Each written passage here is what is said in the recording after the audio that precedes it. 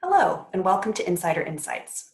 I'm Emma Wagner, Associate Educator in Public Programs and Creative Practice at the Met.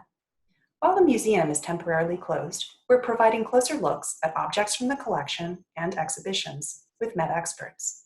We hope you'll join us as we debut a new program in the series each week. Today, we're joined by my colleague Iris Moon, Assistant Curator in European Sculpture and Decorative Arts, who is going to discuss an important recent gift of 19th century French and Portuguese ceramics, whose forms, subjects, and techniques were inspired by the work of the 16th century French craftsman, engineer, and innovator, Bernard Palissy. Iris, thank you so much for being with us today. Thank you, Emma, and thank you all for joining us today. I'm going to be speaking about a recent gift that we received from Wallis Katz in memory of her husband, Marshall Katz, and in celebration of the museum's 150th anniversary of 22 pieces of French and Portuguese Palissy ware. Palissy ware refers to a group of glazed earthenware ceramics made in the 19th century that was inspired by the work of the 16th century potter, engineer, and naturalist Bernard Palissy. And here you see an example by a follower in our collection. And one of the most famous aspects of his ceramics was what was called rustic figurines, where he would essentially take creatures that he had encountered and use them and cast them from life and use them as decorative elements for his platters. So here you see a lizard and a fish and a snake. Now, it was in the 19th century that Bernard Palissy really became celebrated as a hero potter.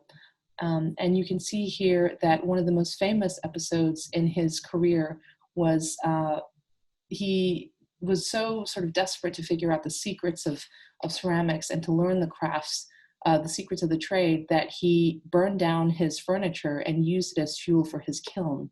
And this really became a celebrated episode that transformed him into a romantic hero for 19th century viewers of his work. And it was an episode that apparently wasn't just celebrated in France, but in Japan as well. One of the first people in France to have credited with rediscovering the techniques of Palissy was Charles-Jean Avisot, who you see here. And Avisot was recognized for the great naturalism of his pieces and how he was able to really take forms that he had seen in nature and transform them into works of ceramics. And he always made sure to sign his pieces, which tells us that he really saw them as works of art and not just platters to eat off of. Now, 19th century Palissy ware raises a lot of questions about how they were actually made. And though there were a variety of techniques, for Georges Poul, it was really important for him to recreate exactly the techniques used by Palissy in the 16th century.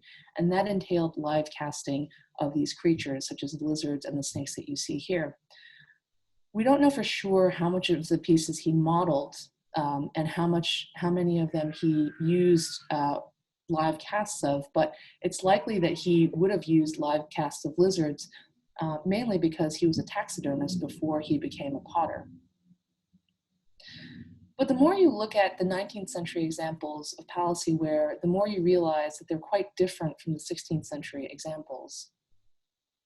And the sort of life stories of each potter is also quite fascinating. For example, Renouleau didn't start off as a potter, but was actually a hairdresser before he became a potter. And the story is that he was so obsessed with making ceramics that he left a client's hair half cut in order to go check on his kiln and didn't go back to finish the haircut.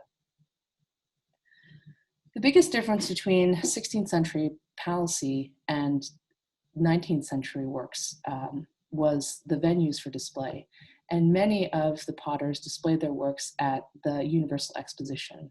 And specifically, we know that a number of them displayed their works at the 1867 one in Paris.